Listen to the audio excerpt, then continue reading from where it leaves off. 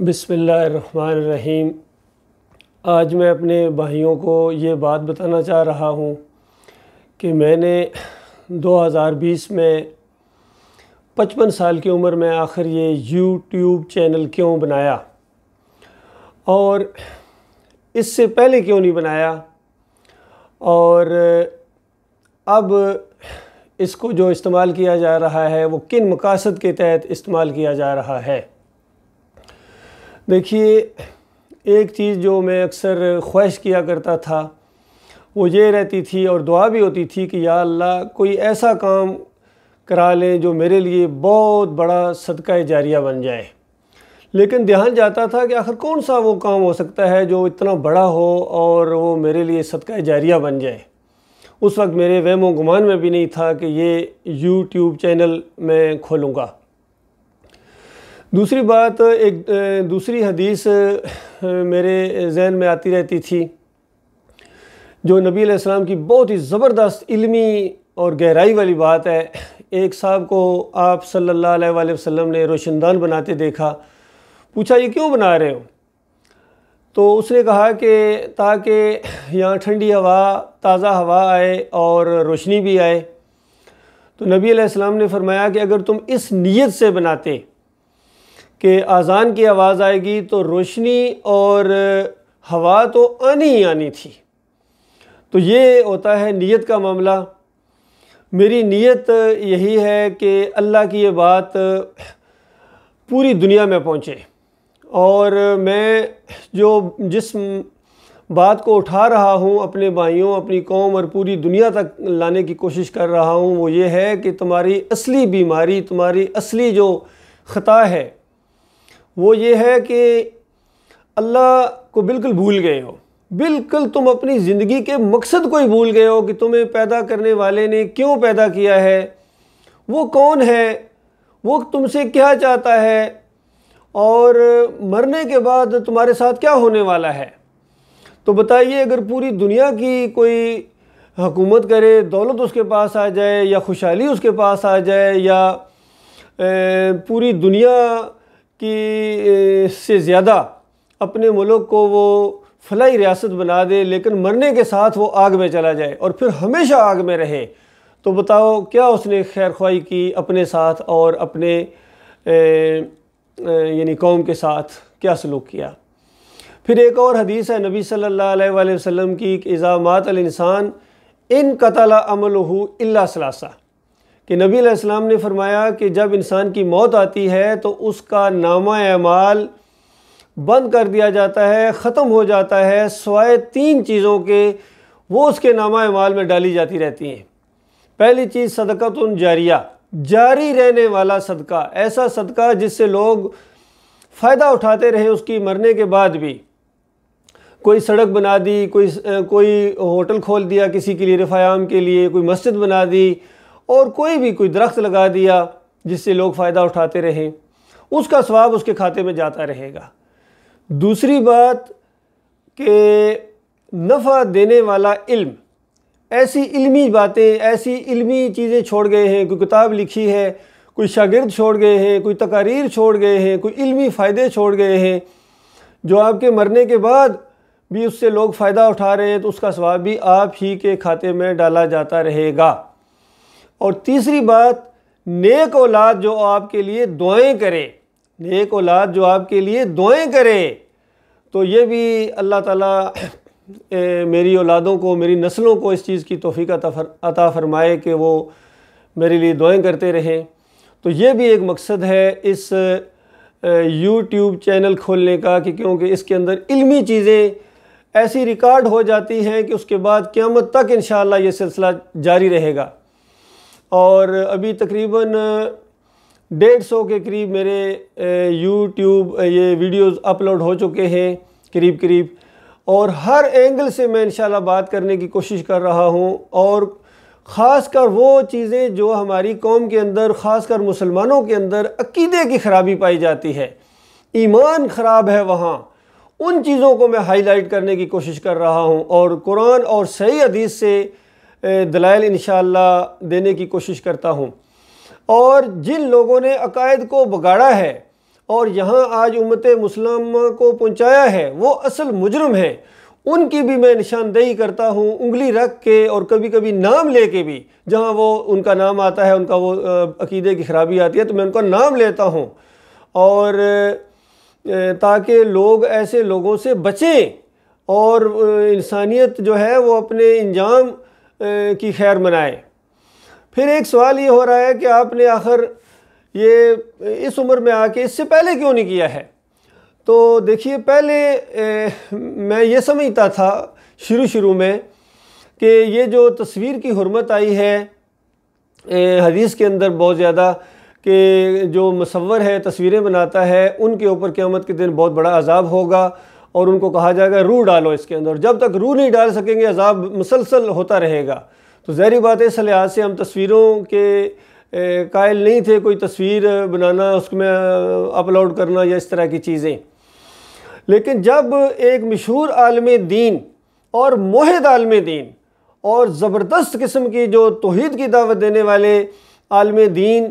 Doctor مسعود الدین عثمانی رحمۃ اللہ علیہ، ان کی میں نے ایک تقریر پہلے بھی سنی، اس کے اندر وہ اس چیز کا اظہار کیا تھا انہوں نے کہ ماڈرن سے ماڈرن طریقہ، جدید سے جدید ٹیکنالوجی استعمال کی جائے گی اللہ کے دین کو پھیلانے کے لیے، اور اس کے بعد جب آگے معاملہ بڑھے گا تو جدید سے جدید ہتھیار بھی انشاءاللہ استعمال کیے جائیں گے، سپر اٹامک بم انشاءاللہ اللہ کے دشمنوں کے خلاف استعمال کیے جائیں گے۔ اس انداز سے ان کے ارادے تھے، اور پھر اس دعوت کو پھیلانے کے لیے بھی وہ یہی کہتے تھے کہ جدید سے جدید ٹیکنالوجی کا استعمال کیا جائے، یہ تقریریں پھیلائی جائیں۔ اور پھر ان کا جب ویڈیو کے حوالے سے یہ فتویٰ سامنے آیا کہ اگر اس کو اسلام کے لیے اور ایمان کے لیے، یہ دو لفظ انہوں نے بولے، اس کے لیے اگر ویڈیو کا استعمال کیا جائے تو یہ بالکل جائز ہے اور تصویر کے زمرے میں نہیں آتا ہے، تصویر کے حکم میں نہیں آتا ہے۔ تو اس کے بعد میں نے فیصلہ کیا کہ انشاءاللہ میں یہ کام کروں گا، کیونکہ ویڈیو کا جو اثر ہوتا ہے وہ آڈیو کا نہیں ہے، کیونکہ انسان خود فیل کر سکتا ہے کہ ابھی سوشل میڈیا کا دور ہے، جب کبھی یہ سوشل میڈیا کھولی جاتی ہے، واٹس ایپ کھولے جاتے ہیں یا یوٹیوب کھولی جاتی ہے، تو آڈیو سے زیادہ ویڈیو کو لوگ پہلے دیکھتے ہیں اور کھولتے ہیں، اور جب آنکھوں میں آنکھیں ڈال کے بات کی جاتی ہے تو ایک چہرے کے تاثر ہوتے ہیں، باڈی لینگویج ہوتی ہے، اس سے لوگ بھی متاثر ہوتے ہیں۔ تو یہ وجہ ہے کہ میں نے اس ٹیکنالوجی کے استعمال کو شروع کر دیا ہے۔ پھر کچھ لوگ یہ بھی اعتراض کرتے ہیں کہ اگر یہی معاملہ ہے کہ ڈاکٹر صاحب رحمۃ اللہ علیہ، ڈاکٹر عثمانی رحمۃ اللہ علیہ کا یہی فتویٰ ہے، تو خود ان کے اپنے ویڈیو کیوں نہیں ہیں اور انہوں نے اپنی پوری زندگی میں یہ کام کیوں نہیں کیا ہے؟ تو اس کا جواب یہ ہے کہ انہوں نے، ڈاکٹر صاحب نے ایک دفعہ اپنا ویڈیو بنوایا تھا، تقریر کی تھی، کسی ساتھی نے ان کو کہا تھا اور وہ ریکارڈ بھی ہوئی تھی، اور اس کے بعد اصل میں کچھ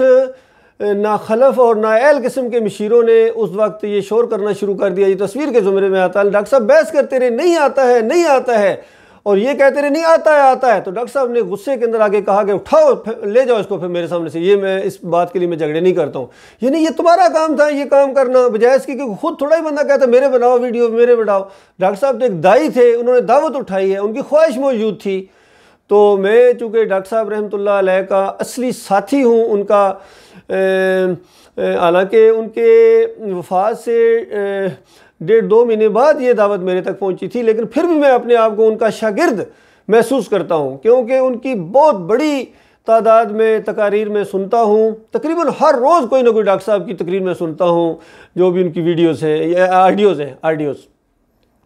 اور ان کا پورا لٹریچر میں نے مطالعہ کیا ہے۔ یقین کیجئے اس دور کے اندر 19ویں صدی کے اندر اگر کسی عالم دین نے صحیح طریقے سے شرک کی جڑ کے اوپر تیشہ چلایا ہے تو وہ ڈاکٹر مسعود الدین عثمانی رحمۃ اللہ علیہ ہیں۔ عالم دین تھے، فوجی افسر تھے، ریٹائرڈ فوجی افسر تھے، اور بہت زیادہ امت کے خیر خواہ تھے، جرأت والے آدمی تھے، اور انہوں نے فرقہ پرستوں، مسلک پرستوں کی بنیادوں کو اکھیڑ دیا، یقین کیجئے۔ اور صدیوں پہلے یہ عقیدہ جو لایا گیا تھا کہ روح اس جسم کے اندر لوٹ آتی ہے، یہ مردہ اس قبر میں زندہ ہو جاتا ہے، سنتا ہے، دیکھتا ہے، پہچانتا ہے، سفارشیں کرتا ہے، اور پھر ہمارے اعمال نبی علیہ السلام کے یہاں پیش ہوتے ہیں، اور پھر یہ کہ نبی علیہ السلام مدینے والی قبر میں زندہ ہیں۔ تو ڈاکٹر صاحب نے بالکل واضح صاف اس چیز کو ثبوت کے ساتھ، قرآن اور صحیح حدیث کے ثبوت کے ساتھ ثابت کیا کہ نبی علیہ السلام اس مدینے والی قبر میں نہیں بلکہ جنت الفردوس میں زندہ ہیں اعلیٰ مقام کے اوپر، اور اعمال ہمارے اللہ کے ہاں پیش ہوتے ہیں۔ اور پھر ان جو قبروں کو، درگاہوں کو پوجا جا رہا ہے، خالص بت پرستی ہے۔ اللہ کے علاوہ کوئی داتا، دستگیر، مشکل کشا، حاجت روا، غریب نواز اور پکارے جانے کے لائق نہیں ہے۔ اور جن جن لوگوں نے عقائد کے اندر، خاص کر صوفیہ نے جو عقائد کے اندر بربادی لائی تھی، ان سب کا پوسٹ مارٹم کیا، وحدت الشہود، وحدت الوجود اور حلول کے باطل عقائد کو قرآن و حدیث کی روشنی میں ان کا رد کیا۔ تو لہٰذا اسی سلسلے کو انشاءاللہ میں آگے چلانا چاہتا ہوں۔ اور تیسری وجہ یہ ہے کہ دیکھیے، سب سے بڑی چیز جو اپنی اولاد میں انسان چھوڑ کے جا سکتا ہے وہ دین ہے۔ اپنے بچوں کو عقیدے ضرور اس کو سکھاؤ، بناؤ، یہ میں اکثر زور دیتا ہوں۔ دیکھو، اچھا کھانا دیتے ہو، اچھی رہائش دیتے ہو، کپڑے دیتے ہو، اچھا عقیدہ بھی دو ان کو، کیونکہ اس عقیدے کی بنیاد کے اوپر قیامت کے دن فیصلہ ہونے والا ہے۔ کون جیتا، کون ہار گیا، کون جنت میں جائے گا، کون جہنمی ہوگا، اس کا فیصلہ عقیدے کے اوپر ہونے والا ہے۔ اللہ کے بندو، اگر عقیدہ درست ہے اور آپ نے پوری زمین کو گناہوں سے بھر دیا آسمانوں تک، تو یقین کیجئے ایک وقت آئے گا یہ انسان جنت کی بادشاہیوں میں پہنچ کے رہے گا۔ اور اگر عقیدہ خراب ہے اور اس نے زمین اور آسمان کو نیکیوں سے بھر کے آ گیا، تو اللہ تعالیٰ نے بتایا تم کیا چیز ہو، یہ میرے انبیاء ہیں، اگر یہ بھی شرک کر کے آتے نا تو میں ان کا نامہ مال برباد کر دیتا۔ تو یہ معاملہ ہے تاکہ میری آئندہ نسلیں اور قیامت تک آنے والے لوگ جو ہیں وہ ان ویڈیوز کو دیکھیں، میرے ایمان، عقیدے کہ ان کو علم ہونا چاہیے، اور صحیح قرآن و حدیث کے مطابق عقیدہ کیا ہے اس کی ان کو خبر ہونی چاہیے، تاکہ اس کے اوپر وہ غور و فکر کریں، اپنی اصلاح کریں۔ اور پھر ایک وجہ یہ بھی ہے کہ یہ بات اب آہستہ آہستہ میرے فوجی بھائیوں تک پہنچے۔ میں 7 پنجاب رجمنٹ سے میرا تعلق ہے، اور میں 70 long course, 70th long course اور جونیئر کیڈٹ بٹالین میں JC 9 کورس کے اندر میں نے شمولیت اختیار کی تھی، اور ٹریننگ لی ہے میں نے 4 سال پاکستان ملٹری اکیڈمی میں۔ تو میں یہ بھی چاہتا ہوں کہ میرے پیارے بھائیوں کے اندر عقیدے کی صفائی آئے، ان کا ایمان بڑھے اللہ کے اوپر، اور اللہ کے اوپر بھروسہ بڑھے، اور جانے دیں تو ایمان خالص کے اوپر دیں، اللہ کی رضا کے لیے وہ لڑیں، اپنے ملک کے لیے، اور اپنی جان و مال اور آبرو کی حفاظت میں جب لڑیں تو ان کا عقیدہ بھی صحیح ہو، تاکہ مرنے کے ساتھ وہ جنت الفردوس میں پہنچیں اور وہاں ان کے اوپر پھولوں کی بارش ہو۔ میری خواہش یہ ہے، اللہ جانتا ہے، میری اپنی بھی خواہش ہے، کاش میری جان اللہ کے راستے میں چلی جائے۔ 34 سال سے میں یہ نظریاتی سرحدوں کے اوپر لڑ رہا ہوں، اگرچہ اسی ایمان عقیدے کی تبلیغ کرنے کی وجہ سے مجھے فوج سے نکال دیا گیا تھا، لیکن مجھے اس کی پرواہ نہیں ہے، کیونکہ میں تو آج بھی میری وردی میرے گھر میں پڑی ہوئی ہے، میں نے وردی پھینکی نہیں ہے۔ اور میں یہ جو اس طرح کا وہ ڈریس کبھی پہن لیتا ہوں، یہ بھی اسی اپنی فوج کے ساتھ محبت کی وجہ سے، اور بتانے کے لیے بھی کہ میں کوئی مولوی نہیں ہوں، کوئی پیر نہیں ہوں، میں نے تو سنت کے اوپر چلنا نبی علیہ السلام کی وجہ سے، صحابہ کرام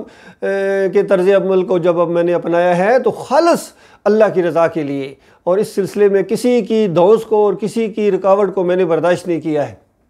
بڑے بڑے نقصانات آئے، بڑی بڑی تکلیفیں اس سلسلے میں دیجیے، مجھے کسی کی کوئی پرواہ نہیں ہے، میں اپنے مالک اور خالق کو راضی کرنا چاہتا ہوں، اور اسی دین کی تبلیغ میں اگر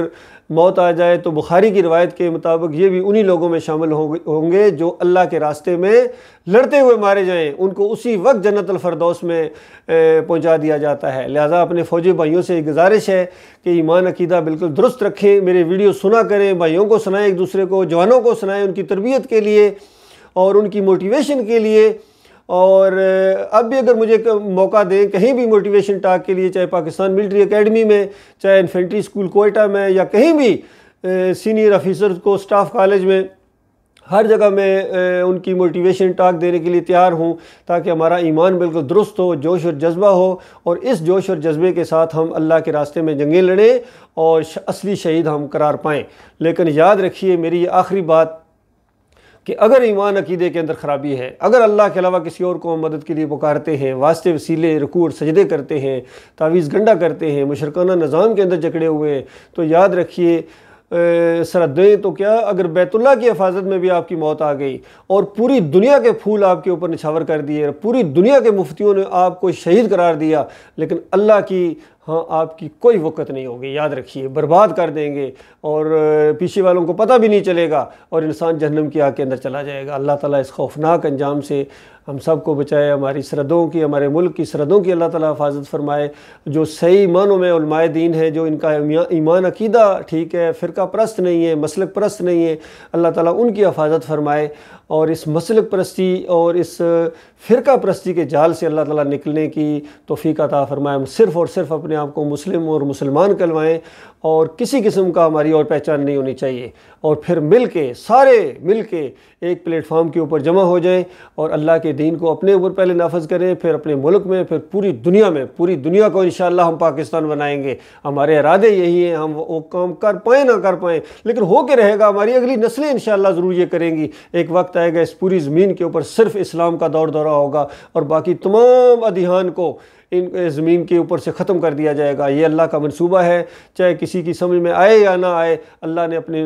منصوبے کو پائے تکمیل تک پہنچانا ہے۔ اللہ نے اپنے آخری رسول کو بھیجا ہی اسی مقصد کے لیے تھا کہ دین اسلام کو تمام ادیان باطل کے اوپر غالب کر دیا جائے۔ اللہ تعالی ہمیں انہی لوگوں میں شامل فرمائے۔